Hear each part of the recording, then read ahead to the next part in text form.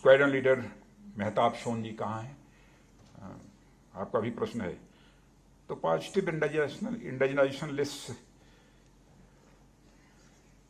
के बारे में आपने पूछा है, तो कुछ चीजें तो क्लैरिफाई कर दी है। इनकी जरूरत हो तो मैं बोलूं इस पर। बोलिए मेहताब साहब। Thank you. काफी चीजें आ गई हैं हमारी स्पीच में भी। और एक कमांडोर जयंत राव जी हैं,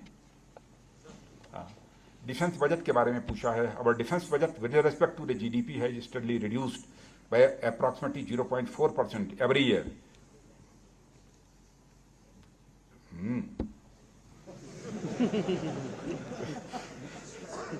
पकड़ा है।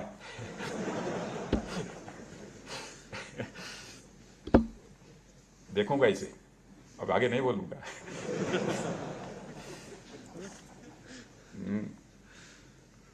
अच्छा, मेरे ध्यान में यह बात नहीं आई थी। Thank you very much.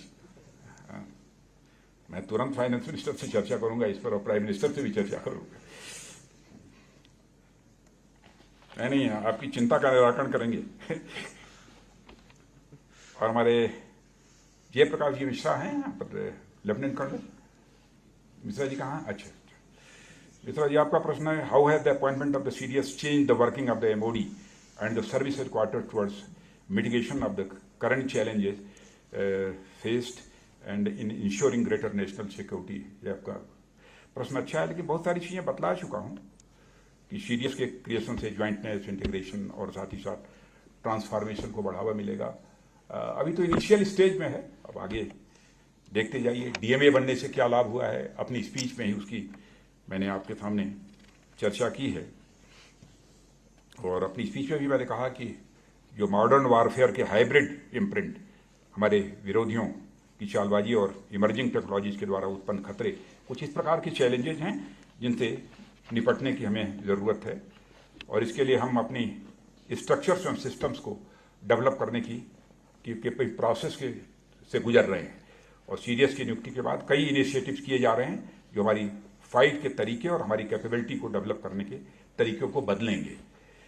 और इसका समग्र प्रभाव धीरे धीरे आगे दिखाई देगा। और इसलिए हमने मॉडर्नाइजेशन के लिए पर्याप्त हेड रूम के साथ ट्रांसफॉर्मेशन के लिए भी समय सीमा निर्धारित की है। अभिनव भारद्वाज जी कल मिले भी थे डिनर के समय। हाँ Abhinav ji, the creation of the DMA has been considered landmark reform with in the sphere of conduct. Thank you very much. Decision making in the MoD, in your opinion what have been the key take away since it has been established? कुछ की चर्चा तो मैंने कर दी है, speech में उल्लेख किया है अपने कि डीएमए के गठन से आर्म्ड फोर्सेस कर्मियों को रक्षा मंत्रालय में कार्य करना अलाउ होगा तथा इससे मंत्रालय स्तर पर सिविल मिलिट्री कोऑर्डिनेशन भी काफ़ी हद तक बढ़ेगा। इंटीग्रेशन की बात भी मैंने कही है। ऑप्टिमाइजेशन ऑफ रिसोर्सेज, इसमें भी हमको, मैं समझता हूँ रिसोर्स ऑप्टिमाइजेशन से भविष्य में नए ऑपरेशनल एसेट्स या संस्थाओं के निर्माण एवं कार्मिकों की बचत होगी। एक और भी प्रश्न है, अर्धेंदु कुमार जी, मेजर अर्धेंदु कुमार। हाँ अर्धेंदु जी बैठिए। आपने कहा है कि what are the significant success of the Atmanirbhar policy as it applies to the MoD?